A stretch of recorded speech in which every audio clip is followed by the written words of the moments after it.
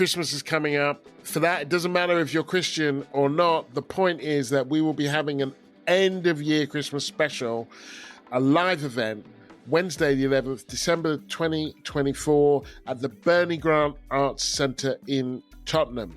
Tickets start from just £8. The link will be in the show notes, and we'll be joined by a special guest. So join us. We're going to have fun. We're going to have all kinds of festive, political, smart, bants and fun, and we would like you to be there with us. Yeah, really exciting. It's going to be our second ever live event. We're going to be in North London, and everyone is welcome. And you'll get to hear the podcast, meet us, meet lots of cool people, and we will celebrate the end of a big year, and we'll celebrate all of you, our wonderful community. Hi, I'm Gary Young. And I'm Carys and Every week, Carys and I will be talking about those stories in the news that are overreported and the ones that are going completely under the radar and not talked about enough. This is Over the Top, Under the Radar.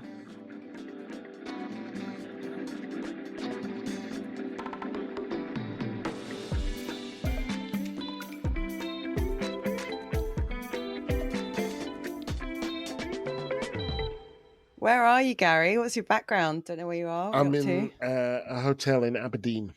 Ooh. Yep. What are you doing to cheer yourself up? Well, I bought a beanie. I know.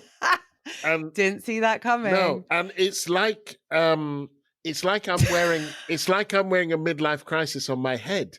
People. No, do you know what this is? And people who are listening.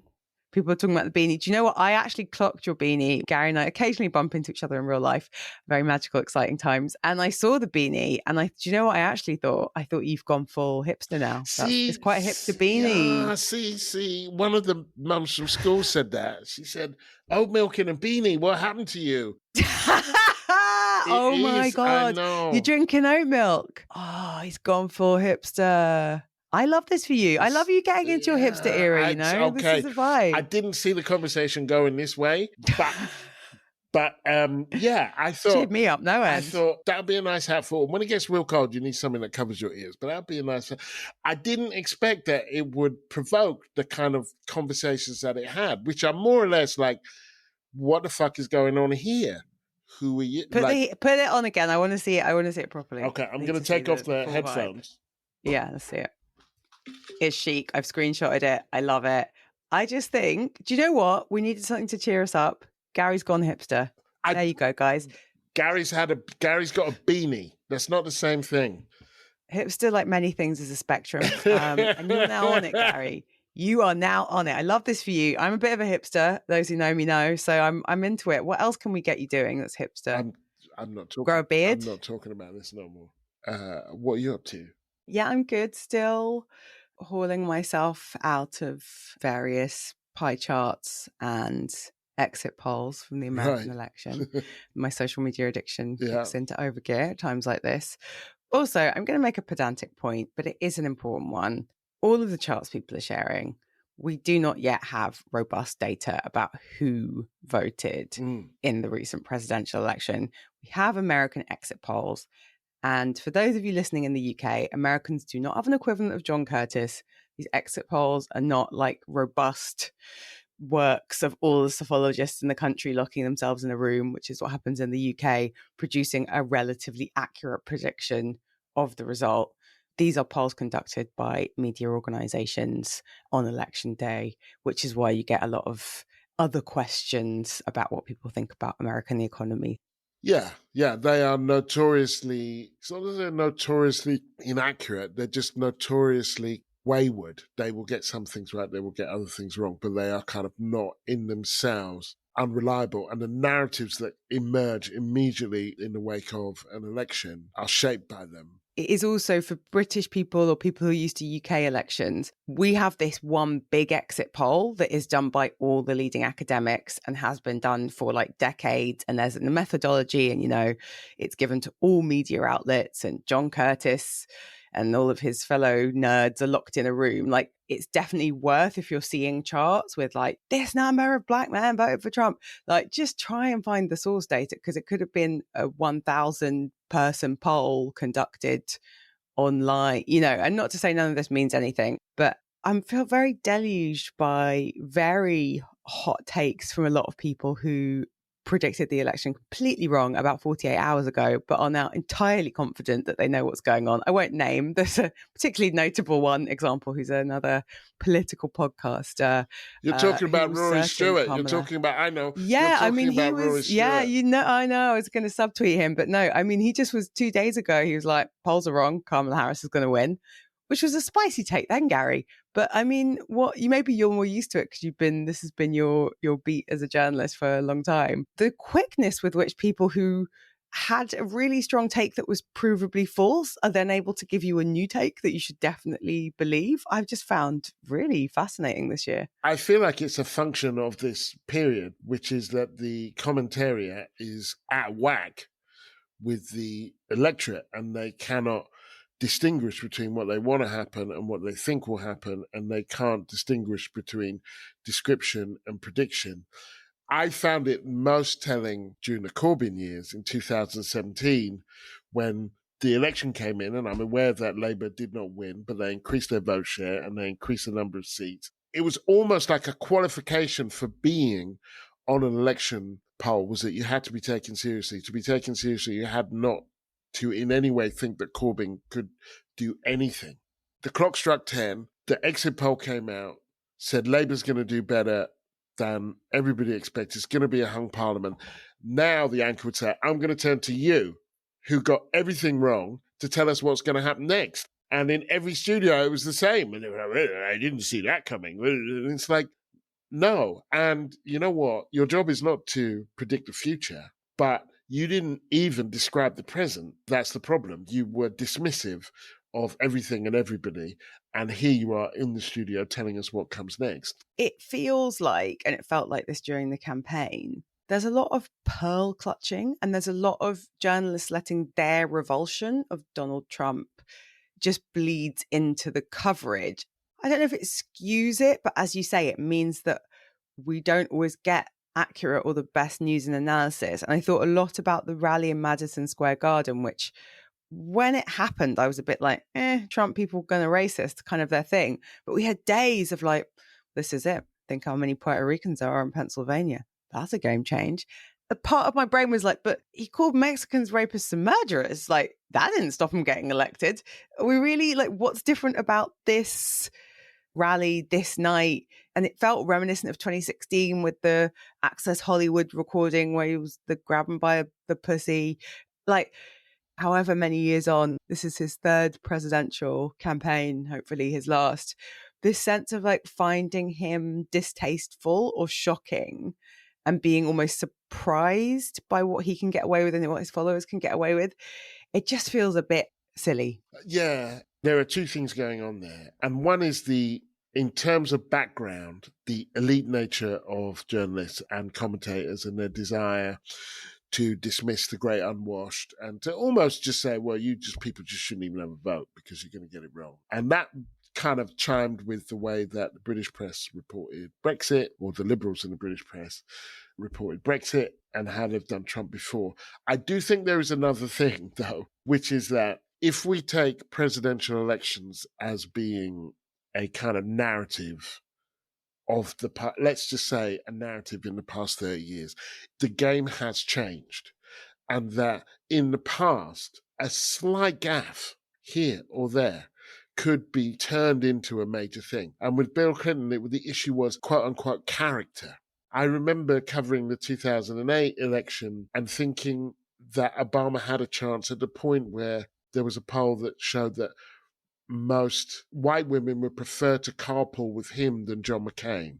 And thinking, okay, well, that is kind of interesting because there was this notion of like... Snap, by the way, would not want to carpool with John McCain. There was this notion of who would you most like to have a drink with? And with Trump, that has changed. So all of these things which would have been disqualifying just are no longer, that game has changed. And the number of Trump voters that I spoke to 2016 through to 2020 who would say, I don't like him, but he'll get the job done. You know, one woman said, I'd prefer an arsehole doctor who cured my cancer than a really nice doctor who didn't. The game has changed. But I'm with you, and I'm with you absolutely on the pearl clutching and the kind of righteous indignation, because it's like, look, your job ain't to like him. Your job is to describe him. And maybe we would have a better understanding of this game if you were watching the game rather than trying to be a referee. I think that kind of connects quite nicely to my over the top for the week. This idea of demographics being destiny, which we have heard for a long time in America, and we've also heard in the UK.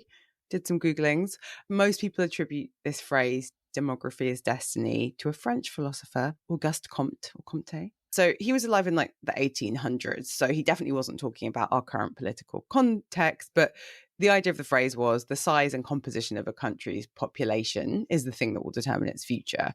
Listeners will probably be aware for some time in the US and in other countries, there's been this narrative that the demographics of the American population, i.e. it's getting less white, will guarantee Democrats victory, like long term. Everyone's going to be black and brown, so basically right-wing people are going to die off. I would say if we could put a final nail in the coffin of that wishful thinking, it really should be this election, even though we don't exactly know the accurate demographic breakdown of who did vote for Trump. What we can see was that there was a pretty massive swing towards him across the country. And again, for those of you who haven't been drilling down, the results in places like New York, Democratic strongholds, also suggest that Trump has pretty significantly increased his vote from 2020.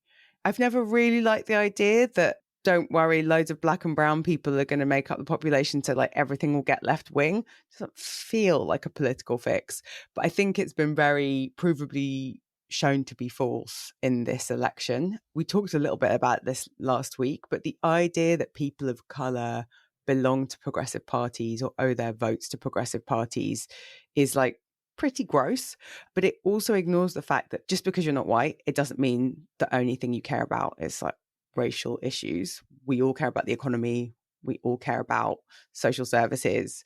We all look at political leaders and think, do I want to share a car with them? Do I want to have a drink with them? Do I think they can get inflation down?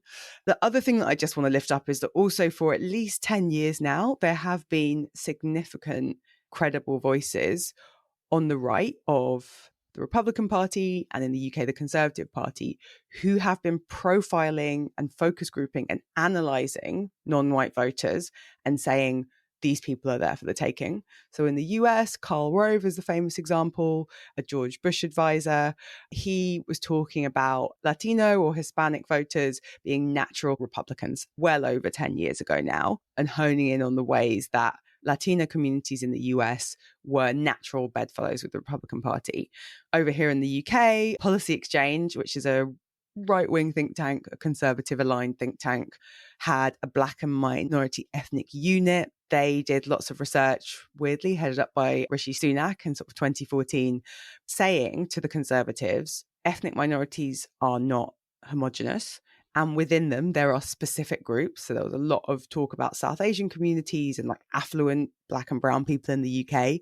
They have our values. They are put off from voting for us because maybe like we used to be racist, and there's a sense that we're hostile to them, but like they are our people. And Lord Ashcroft, big Tory donor, I think over 10 years ago now, produced a report called Degrees of Separation that really is a roadmap for how to heal the divide between like black and brown voters in the UK and conservatives. He looks at the trend and the phenomena and he says, you know, we could be winning more if we win with these voters. Demography isn't destiny because people of colour aren't monoliths. They don't just vote on what you perceive their race interests to be. And also politics is permanently in motion, right? People on the right are trying to appeal to black and brown voters.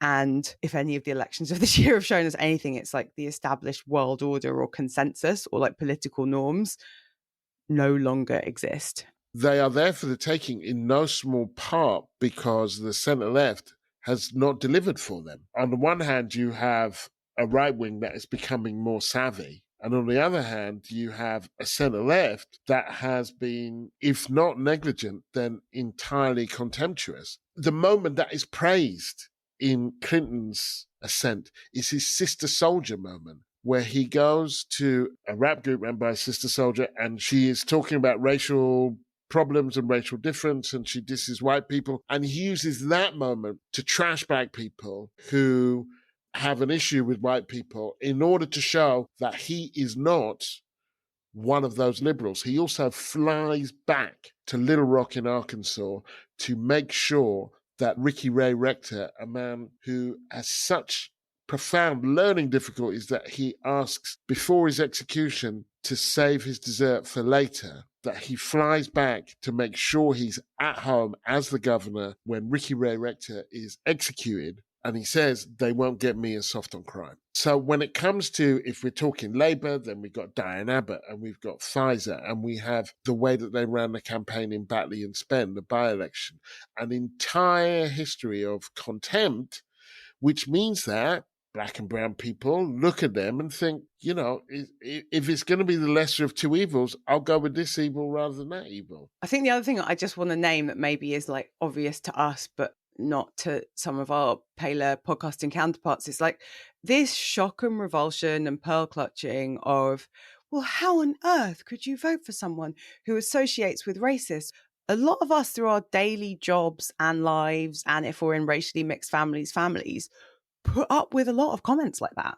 A lot of us put up with a lot of treatment like that from the progressive parties that claim to represent us. So like sucking it up and accepting that like people might make off-key comments, might be ignorant, might like racially profile, like that's kind of the bread and butter. So it's not that big a hill to climb to vote for someone who says off-key things when a lot of being a non-white person is kind of this daily calibration of like, oh, is this person, am I going to call out this comment? Did this person like physically step back from me because of my race? Like the way that racial identity functions is often a series of like compromises and trials. Yeah, I guess it doesn't seem that interesting to me that black and brown people could vote for Donald Trump, even if he's got a proven track record of making off-key comments, supporting racist people, is basically for white people and like has been for his entire life. Yeah. So I agree with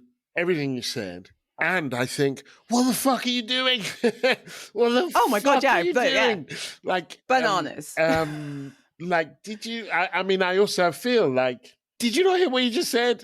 Like, not that it's the worst thing that's ever going to happen to you. I agree with everything you're saying here. I often have this conversation with people who say, well, you know, if you do that, it can be triggering. And I think if that's the worst thing that happens to a black person this year, then they're blessed. Do you know what I mean? Just me quoting somebody else in an academic talk using the N-word and being told, well, you shouldn't really do that because it could be triggering. And I'm like, okay, I won't do it because you asked me not to do it. But I do like think, you know, I hear this person, but I don't think that any different to than, you know, it's no more complicated than the fact that it looks like certainly a plurality and maybe a majority of white women voted for Trump, even though everything he said about abortion, everything he said about sexual misconduct and so on. And it's like, look, people are complicated and they have more than one set of interests. And I think my experience in interviewing women who voted for Trump, white women, I didn't meet any black women who did, although they do exist, was men are disgusting. That is like, yeah, he's being a disgusting man. And like I said, I wouldn't want him near my daughters, but we've been dealing with this for a while. Yeah, I think, yeah, you're right. And it is worth saying this result is awful and scary. And yeah, every time I looked at a vox pop of a black guy at a Trump rally, it is shocking. I disagree with all the people that voted for Donald Trump.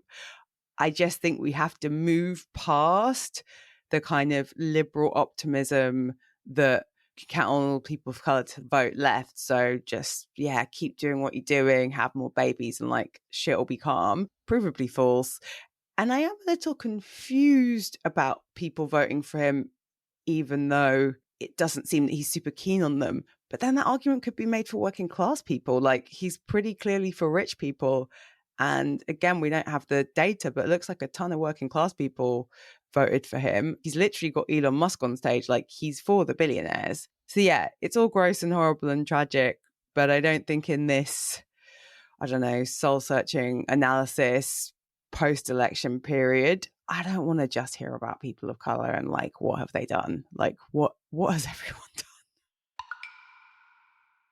My over is that we have to get over treating it as an aberration. His election. Now, we have seen everything he can do. You could have said in 2016, you could have said who knew. But now we know. We've seen January the 6th. The fact he's a felon bothers me less because lots of black people are felons, and I don't like the American court system and so on is terrible. The things he's been accused of are serious. It's not shoplifting, it's vote tampering, it's election tampering, as well as sexual harassment and so on and so forth. We know who he is, and they voted for it. They voted for it big time. He won the popular vote. That's the first time a Republican has won the popular vote since 2004. That was the first time in 2004 that a Republican won it since 1988. He didn't win by a little bit, he won by a lot.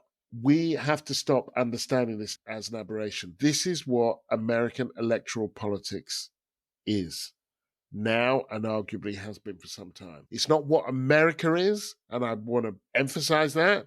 America is better than that, I think. It's not even what American politics is. American politics also includes Black Lives Matter, Me Too, Occupy Wall Street, a range of resistances and so on. But it is what American electoral politics is, where money chooses the candidates, and then we get a choice between the two people that money thinks is possible. The reason why Kamala Harris came in so late was because of the way that American electoral politics works, which meant that Joe Biden could hold his pie in the whole country to ransom until it became untenable. The reason why Gaza was barely on the ballot, and when it was done in such a disgusting way, with Clinton and Obama basically explaining why Palestinians had to be kind of eliminated, was unacceptable. The choice wasn't there. That Kamala Harris stood, as Keir Starmer stood, as John Kerry stood, as just not being the Republican. That was her agenda. And she thought that that would be enough. Sometimes it is, sometimes it isn't enough to win, but it's not enough to deliver. And so this is not an aberration. This is a country, 200 years a slave state, more, 100 years a segregated state and apartheid state, only 60 years of non-racial democracy. This is what it looks like. So when you say that it's not an aberration, do you mean like that all of the undercurrents? Because I think the thing that's interesting to me is that almost if you view Trump as separate or different, then you deny and ignore just the reality of American history and present. The thing I do find interesting is that like money so clearly shaped so much of it, but she had so much money and it wasn't enough to determine the result. Yeah, the thing that seemed interesting to me was it wasn't about who had the most money, although the interest of money arguably won if you look at all of the stock market. I don't think money by itself determines the winner, but I think money determines who can compete. Money shapes the choice. We get to choose between two people who are backed by rich people. So money in itself doesn't shape the winner. And we know from Bloomberg, from Forbes, Ross Perot was another one, that money in itself won't do it. But you can't compete without the money. You were in America when the Tea Party... Yeah. Like, because the other thing that made me think of it as well is that this pearl-clutching centrist commentariat, oh my gosh, Trump, so awful, so distasteful. Does Trump feel like the continuation or the evolution of the Tea Party? Like, is this just a political tradition that has long been in America and now has a very visible figurehead? Absolutely. You think it's something different? Yeah, yes, it does. And I will put in the newsletter, which you should all subscribe to, a video that I did from Pahrump, Nevada in 2010. It's a group of Tea Party types in the back of a casino who meet every week, and they have this breakfast and they kind of talk about whatever's on their mind. And the video starts with a discussion about when it will be okay to take up arms against Obama. There are some people saying we have to keep our powder dry. There are other people saying we have to get ready. But they believe that he is violating the Constitution. All but one or two believe he wasn't born in America. And they are talking about what 10 or 11 years later would be the January 6th insurrection. When can we use our arms against this elected government? And there is a debate. So there are people saying, that's crazy. We haven't existed all possible means. But it is also a very real discussion in which people are saying, well, then the question is when and not whether. He's a product of American racism and American oligarchy. He's not the creator of it. And so he steps into these anxieties, and he is in a sense, the kind of obvious retort to the Obama years, which is he couldn't be more American in the typical understanding of what American is, in the same way that Obama couldn't be less American in the standard version of what someone who would be president would be. And he's saying, I will deliver.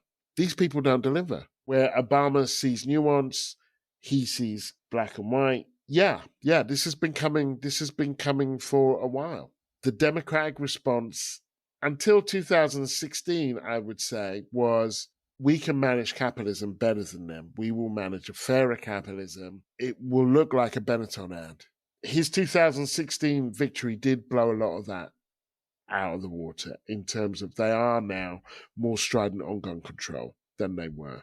They are more strident on abortion than they were, but that's because the abortion rights are gone. They have become better in a range of things and more vocally in support of black and brown rights, vocally in support of, but legislatively not delivering a huge amount. Yeah, and I completely agree that if you view it as an aberration, you don't really understand what's happening and you're kind of lying to yourself. The other thing I've been thinking about a lot is Trump has a really coherent story about America, but also about the economy. I believe it to be factually, provably false, but I think competing against a candidate who, even if you find him morally repugnant, is known, is appealing, has a really strong political brand that can withstand gaffes and missteps, because that's not what he's offering. He's offering strength and simplicity. There's a really clear story about what's wrong, who's to blame, and how we fix it. And the Democrats, and especially centrist Democrats, have a bunch of numbers being well, we've got inflation down and the economy, the fundamentals of the economy are really strong. In terms of what Biden's handing over to Trump, that may factually be true, but if people feel the economy is bad and they feel that the Democrats haven't done enough and the Democrats don't have a story to tell, and I mean, maybe this is me falling into the camp that a lot of people do, which is something happened that I don't like. Let me tell you about my pre-existing political opinions and explain why that fixes everything. But if progressives just want to be centrist, they don't want to articulate a different vision of the world, then the best bet they've got is to wait for everyone to get tired of right-wing people a la Keir Starmer and then pop up at the ballot box. But if you want to win big and win a mandate, you have to tell a story and connect emotionally with people about the country that you're in, the economy that you want to lead. And you need to have something that isn't a set of numbers in response to this is because of all the immigrants.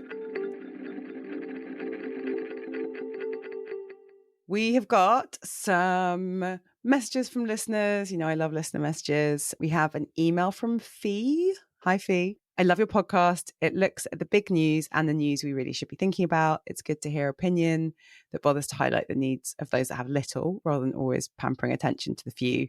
I was wondering if you could give us a shout out. We're a group of Manchester early intervention in psychosis staff who are currently on strike to highlight dangerous staffing levels and lack of investment into secondary care, community mental health services. We know too well the distress associated with inadequate mental health services, and we would really appreciate an opportunity for spreading the message of our cause. Well, you're getting a massive shout out from us. You're doing such amazing work on mental health in really, really tough conditions. I can't imagine how tough it is to also be on strike. Big shout out from the Over Under team. Thank you for all the work that you're doing. Thank you for your work, and thank you for withdrawing your labour in order to advance your work. That's one of the things people often don't understand about people, particularly in the medical profession and caring professions, is that when they strike, generally is in order to protect the service they're providing, not to line their own pockets. So we salute you on many levels. Thank you, Fee. We also want to give a big shout out to the people who signed up to Patreon this week. Nikki, David, Kate, Bronwyn, John, Abby, Ken, Juliana, Gronya, Rachel, Sandra, Jill, Rachel, another Rachel, Nina, or one Rachel twice, Tamsin and Melanie. Thank you so much to all of you for supporting us on Patreon and for, reaching into your pockets and paying for the podcast to exist. Yeah, we have 323 paying Patreon supporters now, and thank you to all of those that have helped. But we now have a new target of 400 supporters to reach by Christmas Day. That's the 25th of December, in case you don't know when Christmas Day is.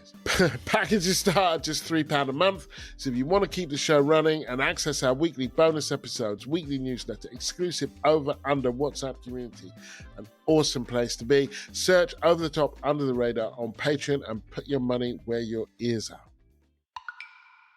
So my under the radar, moving slightly away from US politics, although not entirely, is Kemi Badenoch.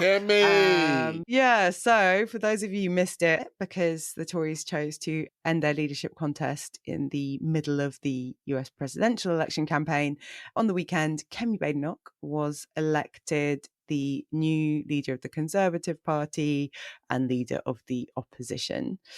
Kemi is not someone who has flown under the radar really ever since she entered politics.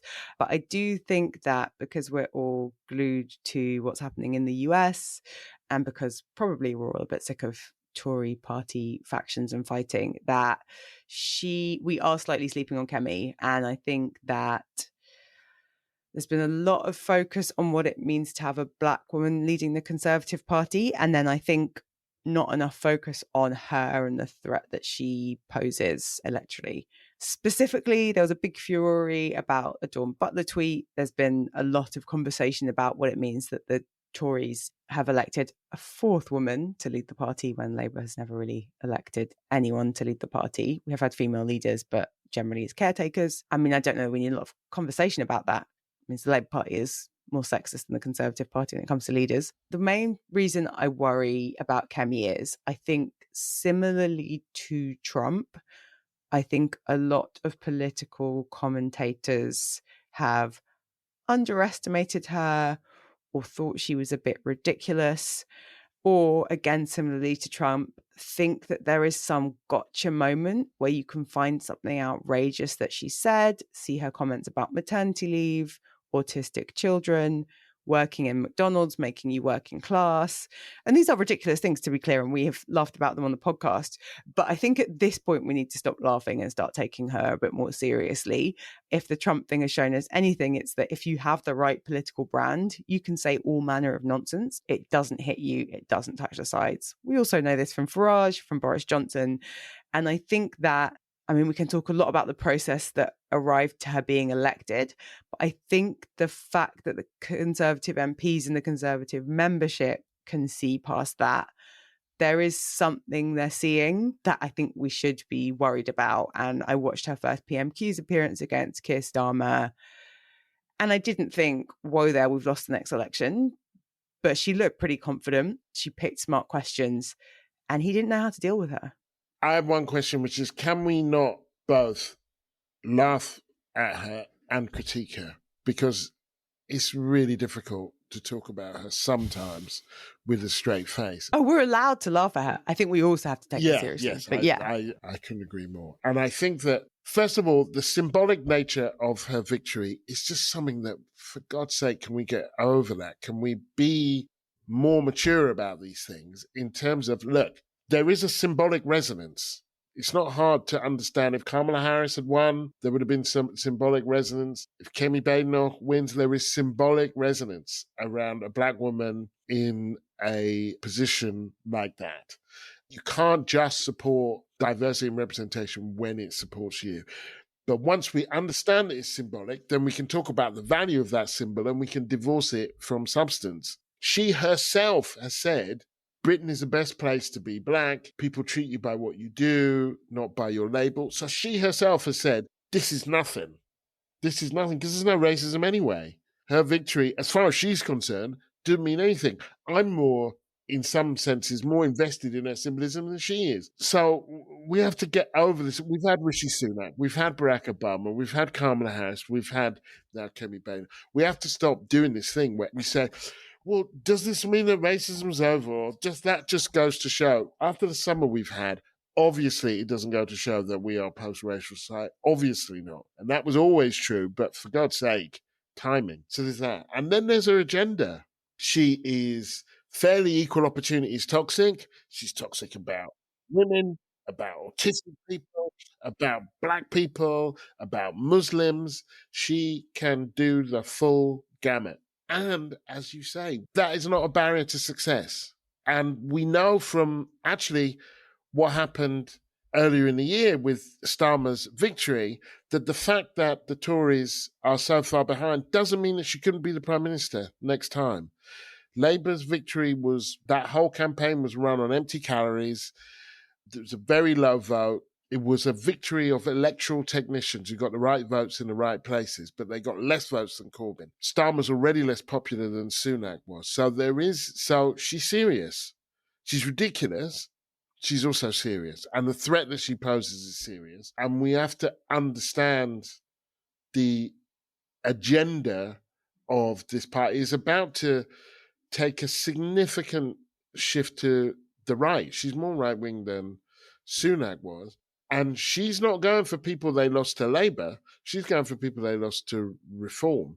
This is a hard one to sort of fully pin down, but I think the thing that she has that other figures in British politics have had, and that, you know, figures in other countries have, I think there's a sort of authenticity to her, a like no nonsense, you know, I'm just cutting the crap and getting shit done, which feels authentic, but also is a strong brand. And like, it's kind of Thatcherite. I'm so loath to compare any Conservative to Margaret Thatcher because it feels like all of their wet dreams. And obviously, famously, Liz Truss was cosplaying Margaret Thatcher anytime she could post a picture to Instagram. But weirdly, there is something Thatcherite to me about Kemi's sort of performative, belligerent, well, I don't care what they say, I'm just going to speak the truth and say it was terrifying growing up in socialist Nigeria. Sidebar, the most ridiculous thing, given we're still allowed to laugh about her, the idea that she grew up that Nigeria was this socialist country and that's why she went to bed in fear every night.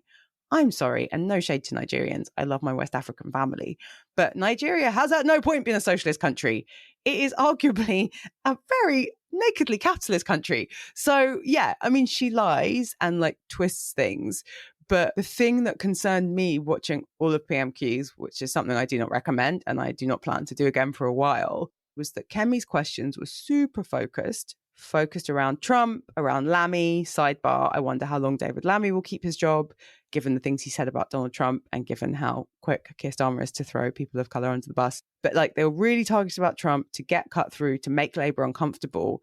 And then Labour had lined up a series of questions. For those who don't watch PMQs, you sort of plant questions. So various Labour backbenchers were standing up saying things like, don't you agree, Keir Starmer, that we should support autistic children, unlike what Kemi Badenoch said about autistic children?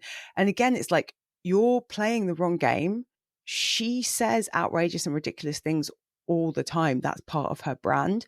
Unless she says something truly wild, you're not going to find some gotcha moment from picking out from all of the nonsense and wahala that she says, something that's going to suddenly make her not qualified for this job. She has this job.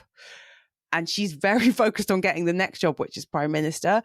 Yeah, there's very, very little that I can say about Kemi Badenoch that isn't negative, but like, underestimate her at your peril. I mean, black women are constantly underestimated, but I really think people don't get what she's doing and the threat that she poses. What's your under, Gary? What's gone under the radar? Well, it's and this won't seem hopeful, but ultimately I think it is. It starts with a sad story, which is the death of Paul Stephenson. Paul Stephenson was a man born in Essex in 1937 who led the Bristol bus boycott, the historic bus boycott, which rallied thousands of Bristolians to stand together against the Bristol Omnibus Company, which was refusing to hire black and Asian drivers. With union support, I should add, that they were refusing to hire black and Asian drivers. And he led a boycott of the bus company over several months. He won. The first bus conductor, I think it was, in Bristol was a Sikh guy, an Asian guy certainly. His victory in 1963 paved the way for the country's first Race Relations Act.